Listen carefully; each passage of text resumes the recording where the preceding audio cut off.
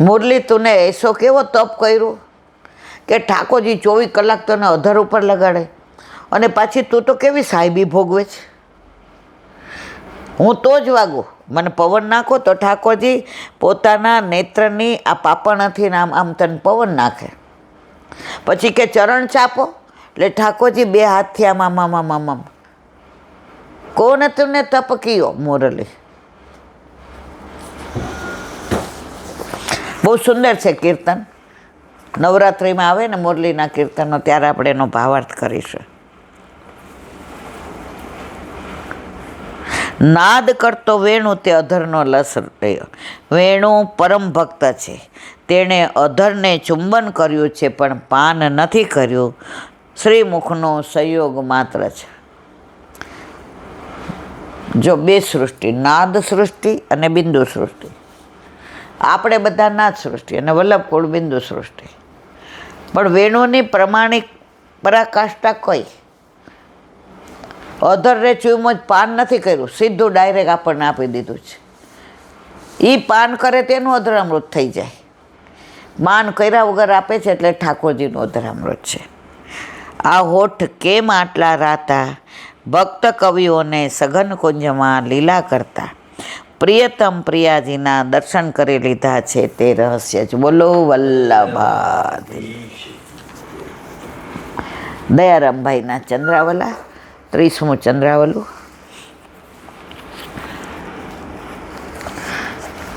પંચાક્ષર મંત્રમાં પણ હે કૃષ્ણ હું આપનો દાસ છું એમ કહ્યું છે. શ્રી સ્વામીજી પણ ક્વાસી ક્વાસી મહાભુજ દાસ્યાત તે કૃપણા. આમાં કહ્યું કે હું આપની કૃપણી દાસી છું. હે મોટી ભુજાવાળા, આપ ક્યાં છો? અત્રે તો દાસ શબ્દની વ્યાખ્યા લેવાની. દાસપણામાં આનંદ સૌભાગ્યનો. ત્યારે જ્ઞાનીમાં પાઘડી મેળવવા માથે દેવું, માથું કપાણા પછી પાઘડી ક્યાં બાંધવી? જ્ઞાનીઓને કેવા ગણ્યા છે દયારામભાઈએ? જ્ઞાનીઓને એવું હોય કે અમે જાણીએ એટલું કોઈ ન જાણે, અમને આવડે એવું કોઈ ન આવડે, બાકી બધા તો કે નકામા. અભિમાન. પણ જ્ઞાનીઓને એ નથી ખબર કે આ માથું કપાઈ જાય પછી તારું જ્ઞાનની પાઘડી પહેરીશ ક્યાં ભાઈ? તો પ્રભુને ભાવ જોઈએ છે. તમે લુખી લુખી વાતો કરે ગમે? દીકરો બહારથી આવ્યો હોય, વહુ પિયર ગઈ છે ને આપણે એમ કહીએ જો આજે બેટા બહુ શરીર દુખતું હતું તો ખાલી ભેળીને સંભારો બનાવ્યો છે અને પાપડ તળ્યા, હાલશે? મમ્મી તું બેસ ને બાજુમાં એટલે અમારે બધું હાલે. તે આટલું કર્યું ને અગત્યનું છે. પછી આપણે કહી તને ઓલી ફોતરાવાળી દાળની ભાવે ને એટલે એ કરી છે. 2 લવિંગ મૂકીને સેજ વઘાર કર્યો એટલે ઘીવાની સુગંધ આવે ને. જો બનાવી છે ખીચડી, પણ વખાણ કેવા કરીએ છીએ કે ઓલાને એમ થાય કે ના ના મજા પડી ગઈ. તો અહીંયા શું કહે છે? હવે હું જ્ઞાનની વાતો કરું. આની અંદર 100 ગ્રામ મેં ચોખા લીધા, 90 ગ્રામ મેં મગની દાળ લીધી ફોતરાવાળી, પછી એને મેં પલાળી. દીકરો કે મમ્મી નથી, મારે નથી સાંભળવું. પણ એ જ વસ્તુ એમ કહું જો તને ભાવે છે ને, 2 લવિંગ મૂકીને એવી સરસ વઘારીને એમાં સહેજ લીમડો મૂક્યો ને એટલે જો કેવી સુગંધ આવે. આની યાર વઘારેલું દહીં નાખ ભાઈ, મજા આવશે તને. અને તળેલો પાપડ તો તને ખીચીનો ભાવે જ છે ને, એટલે જો ડબ્બો ભર રાખ્યો છે ખીચડી.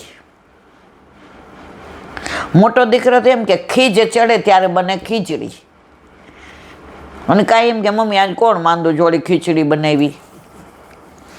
પણ એ જ વસ્તુ એને આટલી સરસ રીતે મજા આવી ગયો મમ્મી.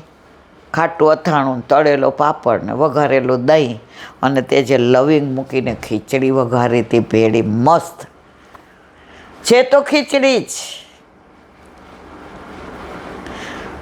તો જ્ઞાન શું કહે છે? 100 ગ્રામ ચોખા, 90 ગ્રામ મગની દાળ, એમાં આટલું જળ, અને માપ પ્રમાણે મીઠું, આ જ્ઞાન.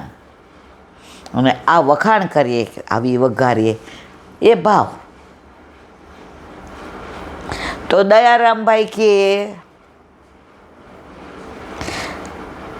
જ્ઞાનીને કે આ બધી લપ કરો, તમારું માથું છીદાઈ જાય, પછી ઓલી જ્ઞાનની પાઘડી પહેરશો ક્યાં? દાસપણામાં આનંદ સૌભાગ્યનો. ત્યારે જ્ઞાનીમાં પાઘડી મેળવવા માટે માથું દેવું, માથું કમાણા પછી પાઘડી ક્યાં બાંધવી?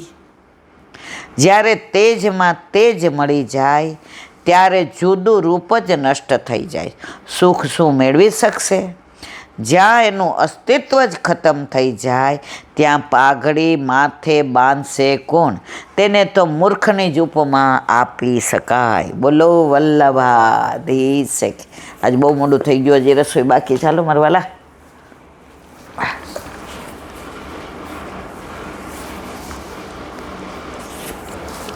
વલ્લભાધીશ. સુબોધિનીજીનું પાન વલ્લભ કરાવે તો થાય, અને સ્પર્શ કરવો આપણા બસની વાત નથી. અત્યારે આપણે ધૃતરાષ્ટ્રને જે વિદુરજી ઉપદેશ આપે છે એની વાતો કરી રહ્યા છે. येन चैवाभिपन्नं प्राणे प्रियतमैरपि जनसद्यो वियुज्येत किमुत्तानधैर्यनाभैः. અર્થ: કાળથી પરાજિત મનુષ્ય પોતાને અતિ પ્રિય પોતાના પ્રાણોને પણ છોડી દે છે, તો ધન સંપત્તિ વગેરેને છોડવામાં શું વાંધો? કોણ કહે છે? વિદુરજી. કોને કહે છે? ધૃતરાષ્ટ્રને, સુબોધજીને. કાળ તો ખરી રીતે આત્માનું ભક્ષણ કરતો નથી, કારણ કે આત્મા દરેક સ્થળે વ્યાપ્ત છે, પણ પોતે ઉત્પન્ન કરેલા દેહ વગેરેમાં પ્રવેશ કરે છે. ત્યારે સેતુરની સિંગમાં પ્રવેશેલા રેશમના કીડાની જેમ તેનું ભક્ષણ. સેતુરમાં રેશમના કીડા હોય ને એનાથી આ રેશમ બને, આપણે ભણવામાં આવતું હતું, એનું અનુસંધાન છે. રેશમના કીડાની જેમ તેનું ભક્ષણ કરે. તેથી દેહ ઇન્દ્રિય વગેરેમાં અહંતા મમતાનો ત્યાગ કરવો. મૂળ બે જ વસ્તુ છે, અહંતા ને હું અને મારું. અહીંયા બેઠા છીએ, સુંદર સત્સંગ ચાલે છે. હમણાં કોક આવી અને બાર મોબાઈલ પડ્યો લઈ જાય, અહીં ઊભા રહીએ કે દોડીએ? મારો મોબાઈલ, એ દોડો, બધા મારો મોબાઈલ લઈ ગયો જો. અને હું મને પૂછ્યા વિના તમે આટલું મોટું ફ્રીજ લાવી દીધું, હે? મને વાતે ન કરી. હવે અમને તો ક્યાં ગણો છો? અમે ક્યાં ઘરમાં છીએ? અમે બે છીએ હજી ઘર. જો ચાલુ પડી ગયા મારા ટોન્ટ, હું અને મારું.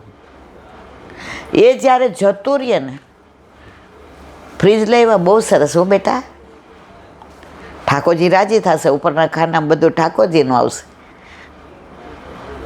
વાત એ જ છે. હું ગયું તો આનંદ, મને ન ગણી, મને પૂછ્યું નહીં. અને મારું, લે તારી વહુ માટે ઘડિયાળ લાવ્યો, મારી માટે ન લાવ્યો. હવે અમે તો હવે વધારાના થઈ ગયા. હવે અમને લે, હા ભાઈ, વહુને લાયક છે હો ઘડિયાળ. નાની છે ને તો એના હાથમાં શોભે છે. કોક વાર મારે પહેરવા થાય. જો વાત એની એ જ છે. તો હું અને મારું ઘસાઈ જાય ને ત્યાં બેડો પાર થઈ જાય.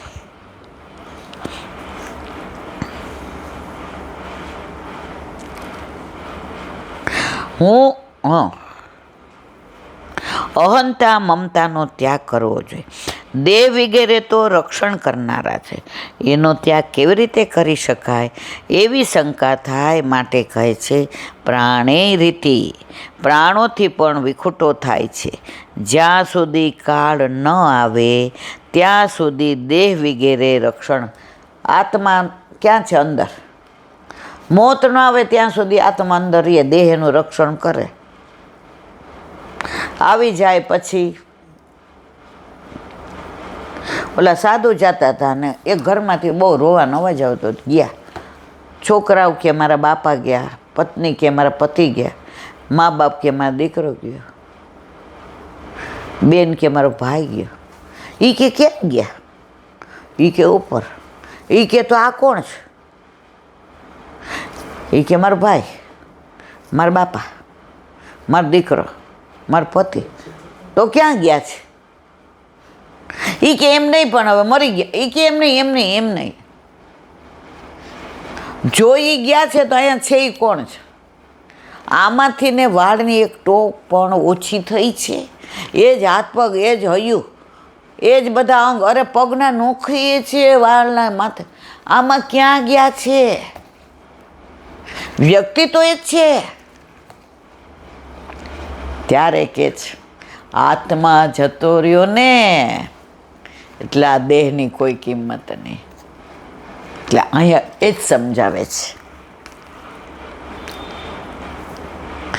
જ્યાં સુધી કાળ ન આવે ત્યાં સુધી દેહ વગેરે રક્ષણ કરનારા છે, એવી વ્યવસ્થા છે. પણ કાળ આવે ત્યારે સદા રક્ષણ કરનાર પ્રિય પ્રાણોનો પણ ત્યાગ કરવો પડે છે. ચ અને એવ એ બંને અવયવથી રોગ વગેરે પ્રાણ જવાના સાધનો કયા છે અને આ દેહનો અંત થવાનો છે એમ સૂચવ્યું છે. જે પ્રાણોના મૂળ ધન વગેરે રહેલા છે એવા પ્રિય પ્રાણોનો ત્યાગ કરવો પડે છે. આપણી ઈચ્છા હોય છે મરવાની, તોય જાય છે ને પ્રાણ. ગમે એવા મોટો ડૉક્ટર દુનિયાનો છેલ્લે શું કહે? હવે આમ ઉપર, હવે અમારા હાથમાં કાં ભાઈ આટલું બધું ભણ્યું તો આટલી ડિગ્રી, આટલા એવોર્ડ મળ્યા તને રાષ્ટ્રપતિના હાથે, એટલે બચાવ ને. હવે દવાની જરૂર નહીં, હવે દુવા, હવે ભગવત નામ લ્યો. કાં છેવટે એ આવી ગયો ને, હવે ભગવાનના હાથમાં છે, એ બચાવશે. અમે તો કેર કરી શકીએ. બધું ભણેલું પાણીમાં હે. તો કહેવાનો આશય એ છે કે પ્રાણ જવાના હોય ત્યારે કોઈ રોકી શકતું નથી. પ્રિય પ્રાણોનો પણ ત્યાગ કરવો પડે. તો પછી ધન વગેરેનો ત્યાગ કરવામાં તો શી વિચાર કર. હવે પ્રાણ વયા જાય છે તો ધનને તમે શું કરશો? એક જણને જેલમાં નાખ્યો 2 નંબરી ધંધામાં.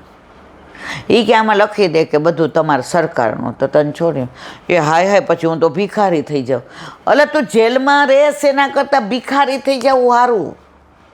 પણ તોય ધનનો મોહ નથી છૂટતો. જેલમાં રહીને મારે લડવું છે. મારો પૈસો, મારું ધન, મારી જમીન, મારો પૈસો, મારા ફાર્મ હાઉસ, મારી ગાડી, મારા બંગલા. અર બધાય સમજાવે લખી દ્યો તો છૂટે. છૂટીને શું કરું? પછી મારે રહેવું ક્યાં? આ બધું મારું સરકાર લઈ જાય. આ ધનનો મોહ. પણ મારા વાલા પ્રાણ વયો જશે પછી ધને નહીં રહે. ધનને લેવાવાળા છોકરા ને છૈયા હગા ને બધાય પછી 70 વર્ષ પહેલાં એક કાકા મરી ગયા ને, જાણે વિલ નહોતું કર્યું. હવે કરોડ રૂપિયાની મિલકત.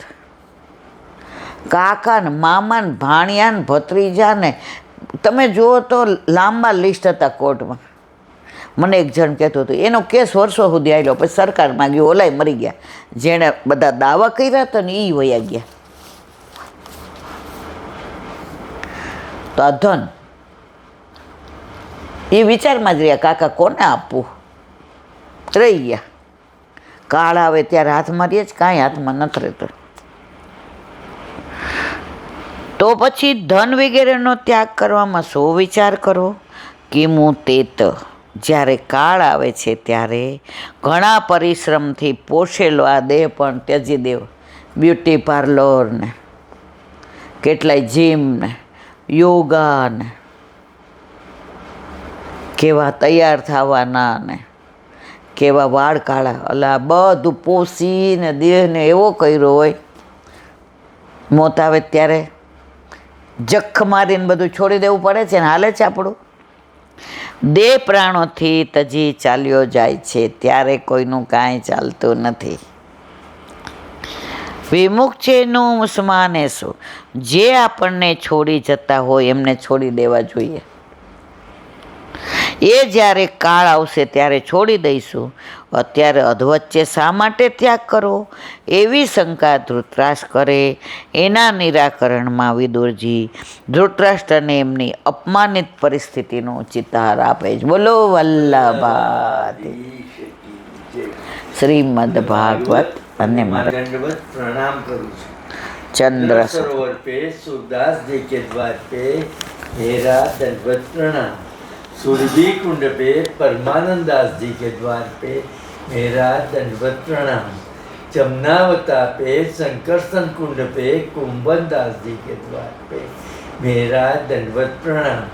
बिरछू कुंड पे कृष्णदास जी के द्वार पे मेरा दंडवत प्रणाम।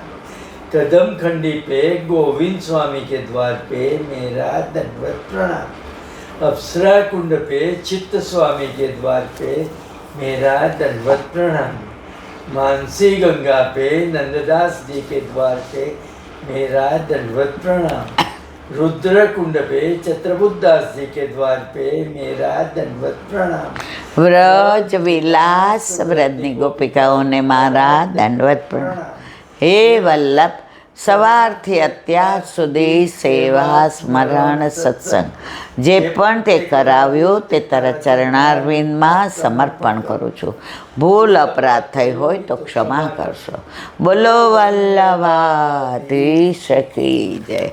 દ્રઢ ચરણ કેરો ભરોસો દ્રઢ ચરણ કેરો શ્રી વલ્લભનક ચંદ્ર છટાબીન સબ જુગ માય અંધેરો ભરોસો દ્રઢ ચરણ केरो साधन और नहीं आ कली में जासो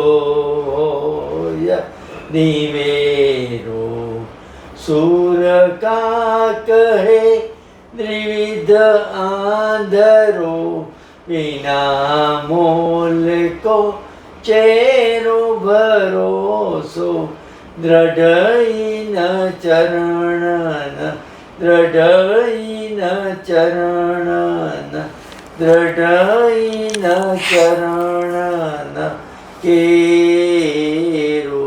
વલ્લભાધીશ કી. આજનો આ સત્સંગ મારા વલ્લભના ચરણારવિંદમાં સમર્પણ કરું છું. ભૂલ અપરાધ થઈ હોય તો ક્ષમા કરશો. આ મારા વલ્લભની વાણી અને ભૂલો એ મારી.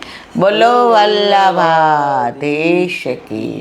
બધાય વૈષ્ણવને જાજા કરીને જય શ્રી કૃષ્ણ.